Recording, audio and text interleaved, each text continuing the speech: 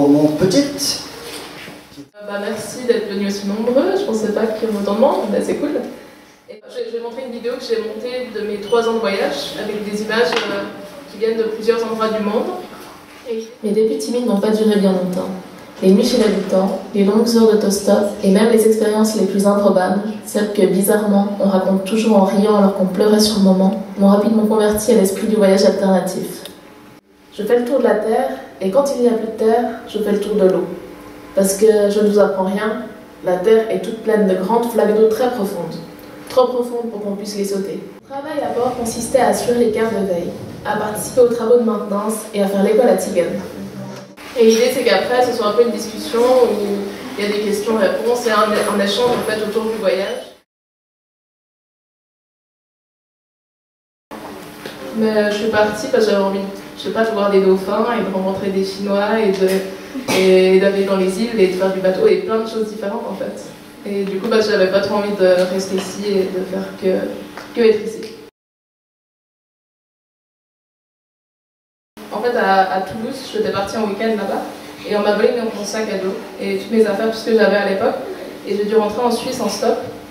Et du coup, c'est la première fois de ma vie que je faisais du stop et que j'étais avec les gens et j'ai pu dormir chez quelqu'un et vraiment j'étais flippée quoi, comme jamais. Et en fait, en rentrant, j'ai vu que ça m'avait apporté tellement d'énergie, de faire ces rencontres, de voir que les gens m'aident et qu'il y a encore un peu d'humanité.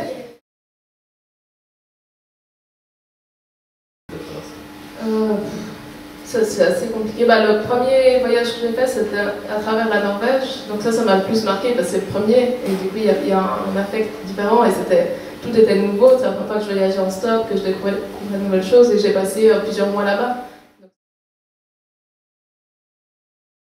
Ouais, alors il y a un truc aux Philippines. Si quelqu'un a déjà été, c'est assez marquant. Ça s'appelle un mammouth. Et en gros, c'est un œuf, mais avec un fœtus énorme. Avec un tout petit coussin. Voilà, et puis eux ils mangent ça comme ça parce que c'est plein de protéines et du coup ils adorent ça, ils mangent ça sur la plage au lieu de manger des beignets. Alors le plus long c'était 2 semaines, j'ai fait un trek de 2 semaines justement dans la jungle et puis là il n'y avait personne, sauf les crabes. Et du coup ouais, c'était vraiment... Mais c'était intéressant parce que c'était vachement fécond comme solitude et ça m'a fait vachement bien.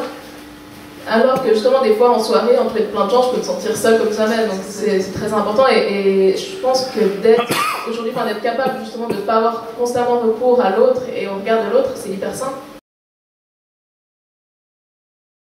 Et là, je suis en train de regarder pour pouvoir acheter un voilier et puis continuer sur la mer et prendre des gens en bateau stop cette fois et puis peut-être retourner aux Caraïbes justement et continuer à voyager avec ma petite maison et pouvoir aussi écrire vu que j'ai aussi un pied à terre.